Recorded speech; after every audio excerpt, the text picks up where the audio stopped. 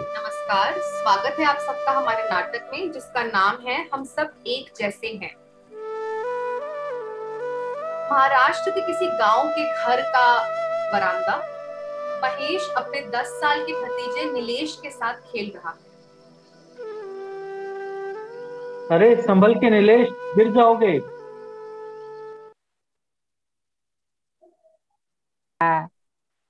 अरे अरे चाचा, कुछ नहीं होगा, कुछ भी नहीं होगा। रुक जाओ नीलेश, बंद करो इस तरह खेलना कूदना। अभी तुम बुखार से उठे हो ना। अरे नीलेश चाचा, अपने चाचा की बातों पे ध्यान नहीं देता। अरे चाचा, खेलने दो ना, थोड़ा सा तो खेलने दो। अपने चाचा की बात नहीं मानेगा। अब गुस्सा दिलाएगा क्या मुझे। नीलेश अचानक से रुक जाता है और अपने चाचा की तरफ आता है। महेश उसे गोदी उठा लेता है। मुझे पता था अपने चाचा की बात तू कभी नहीं टालेगा। भला मैं आपको गुस्सा कैसे कर सकता हूँ? ये हुई ना बात।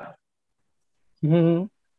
महेश नीलेश को गले लगा लेता है और उतने में ही महेश के गांव का एक दोस्त विकास चला आता है।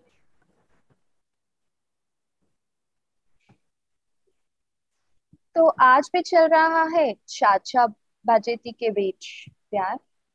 हाँ विकास, तू तो जानता ही है नीलेश का मेरी जिंदगी में कितना जरूरी है। इसके बिना तो मेरी जिंदगी कुछ नहीं। और बड़े भैया के देहांत के बाद तो ये मेरा ही बेटा बन गया है। सच में महेश, तुम तो एक मिसाल हो। हम दोनों का प्यार तुम दोनों का प्यार देखकर लगता ही नहीं कि नीलेश तुम्हारा खानदान की असली औलाद नहीं। महेश इशारे से विकास को आगे बोलने से रोकता है और नीलेश को अपनी गोदी से छोड़ देता है। नीलेश, अंदर जाओ। ठीक है। अब तूने जो बोला वो फिर से कभी मत दोहराना। मैं खुद ये बात कब का भूल चुका हूं कि भैया ने नीलेश को गोद लिया था। शास्त्रों में भी लिखा है कि पैदा करने से बड़ा पालने वाला होता है। और अगर मेरी अपनी औलाद भी होती तो शायद मैं उसे इतना प्यार ना दे पाता। नीलेश मैं वापस समझ आता है। सकता हूँ। मैं समझ सकता हूँ। मुझे माफ कर दो। अब से मैं भी ये बात भूल जाऊंगा। नीलेश वापस आता है। अरे चाचा चाचा चाचा, वो दादाजी, वो दादाजी एक बच्चे को लेकर आए हैं अपने साथ में। बच्चा? हाँ, विकास, जरा मैं देखता हूँ। चलो चलो जल्दी चलो। अच्छा, चलो मैं भी चलता हूँ। राम राम महेश बाबू। राम राम। गांव का किसी दूसरे घर के अंदर तुकाराम खड़ा है एक बच्चे के साथ और अपनी बीवी सुमित्रा और महेश की भाभी सुमति भी खड़े होकर उस बच्चे को निहार रही है। महेश आता है। ये किसका बच्चा है पिताजी? पता नहीं बेटा। गोविंद जी के स्कूल के बाहर जब मैं उनसे बात कर रहा था तो मुझे पता चला कि उसको इस बच्चे को कोई वहां छोड़ आया है। थोड़ी पूछताछ करने के बाद पता चला कि ये बच्चा अनाथ है। इसके माँ बाप कुछ महीने पहले किसी एक्सीडेंट में गुजर गए। तो उसे वहां कौन रख गया होगा? लगता है जो इंसान उसकी देखभाल करता था अब वो किसी कारणवश उसकी देखभाल नहीं कर सकता। तो फिर क्या किया आपने? बच्चा रो रहा था, लेकिन मैंने जैसे ही उसे उठाया वो झट से चुप हो गया और मेरे साथ खेलने लगा। उसके साथ वक्त बिताने के बाद अब उसे किसी अनाथ आश्रम में डालने का दिल नहीं करता। तो क्या सोचा है आपने?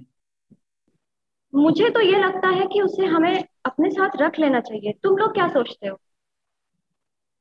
अबे बेचारा अनाथ बच्चा जाए तो कहाँ जाए।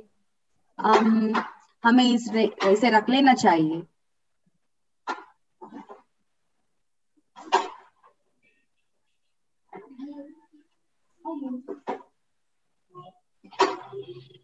वैसे भी अब इसे अनाथालय बेचने को दिल नहीं करेगा।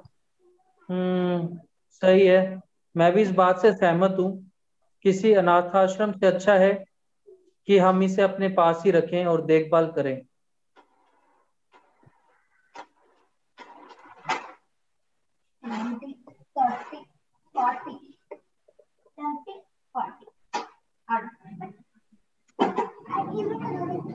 तुकाराम बच्चे को महेश की गोदी में देता है और महेश बच्चे के साथ खेलने लगता है, पर अचानक से ही उसको एक झटका लगता है। हम इस लड़के को अपने पास नहीं रख सकते। ये क्या हो गया तुम्हें अचानक? क्या बात है? ये देखो, इस लड़के के हाथ पे क्या बंधा हुआ है। हाँ तो? इससे ये पता चलता है ये हमारे धर्म का नहीं है। तो क्या हो गया महेश? क्या हो गया? मैं किसी और धर्म वाले इंसान को अपने घर में कभी नहीं रख सकता।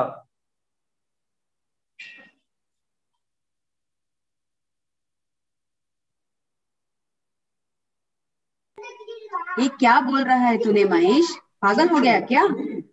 जो समझना है समझो, लेकिन मैं इस बच्चे को कतई अपने घर में नहीं रखूंगा। कैसी बेहुदा बातें कर रहा है तू? अरे अभी थोड़ी देर पहले तो तू खुद से रखने के लिए राजी हुआ था ना।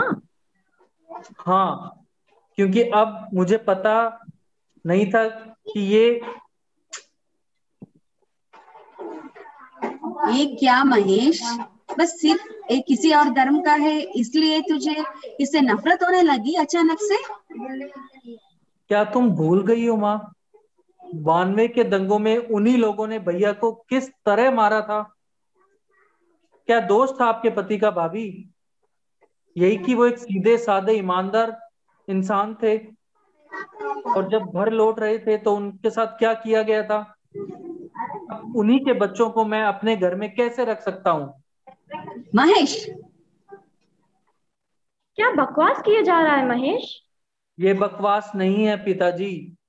अगर लोगों को पता चलेगा कि मैं किसी दूसरे धर्म के बच्चे को अपने घर में रख रहा हूं, तो क्या इज्जत रह जाएगी हमारे परिवार की? तो तुझे दूसरे लोगों की पड़ी है? पिताजी, लोग बातें बनाएंगे, समझो मेरी बात को। तो मतलब तू इसे अपने घर में रहने नहीं देगा? नहीं पिताजी, कभी नहीं, हरगिज नहीं। ठीक है, लगता है जिस काम के लिए तुमने मुझे हमेशा रोक के रखा सुमित्रा, आज मुझे वो करना ही पड़ेगा। मैं मजबूर हूँ सुमित्रा। नहीं ऐसे मत कीजिए। इसके दिल और दिमाग से इस नफरत के बीज को उखाड़ फेंकने के लिए अब ये करना जरूरी है सुमित्रा। ये क्या बोल रहे हो आप दोनों? एक बात बता मुझे महेश, क्या तू नीलेश से प्यार करता है? प्यार? अब ये कैसा सवाल है पिताजी? अब ये क्या बात हुई कि प्यार करता हूं या नहीं करता? अच्छी बात है। तो अब मैं तुझे एक राज की बात बताने जा रहा हूँ जो हम सबने तुझसे आज तक छुपा के रखी है। राज? और छुपा के रखा है? क्या है वो? वो राज ये है कि नीलेश भी दूसरे धर्म का ही है। क्या? आप पागल हो गए हो क्या पिताजी? क्या बोल रहे हो? नहीं, मैं पागल नहीं हुआ हूँ। मैं तेरे पागलपन को दूर करने की कोशिश कर रहा हूँ। नीलेश हमारे धर्म का नहीं है और ये हम सब ने तुझसे आज तक छुपा के रखा, क्योंकि अगर तुझे ये पता चल जाता तो तू उसे कभी भी गोद में ना उठाता। नहीं, ये हो ही नहीं सकता। माँ, भाभी जी, पिताजी, कैसी बातें कर रहे हैं? वो सच कह रहा है बेटा। ये सच है महेश।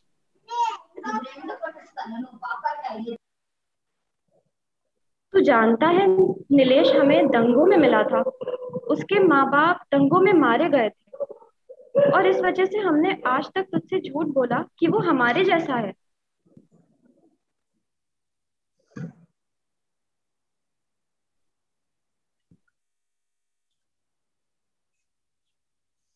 ये सब मुझसे सहन नहीं हो रहा। इसमें सहन ना होने वाली क्या बात है महेश? ये जान के कि नीलेश हमारे जैसा नहीं है क्या कोई फर्क आ जाएगा तुमने और उसमें? क्या अब वो हमारे लिए एक अलग इंसान बन चुका है? सच बात है बेटा। अब ये जानने के बाद क्या तुम दोनों के रिश्ते में कोई फर्क पड़ेगा? नहीं ना।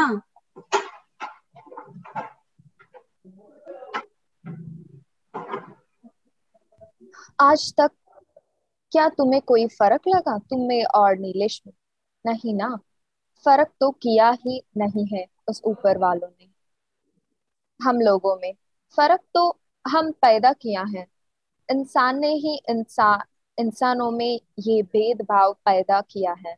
अगर ये सच नहीं तो क्यों क्यों तुझ में और नीलेश में इतनी प्यार पैदा होता? हम सब में वही हड्डियां, वही मांसपेशियां और वही खून है बेटा।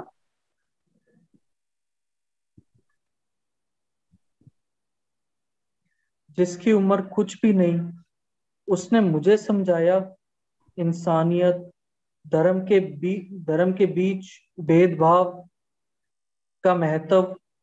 बिल्कुल अर्थहीन।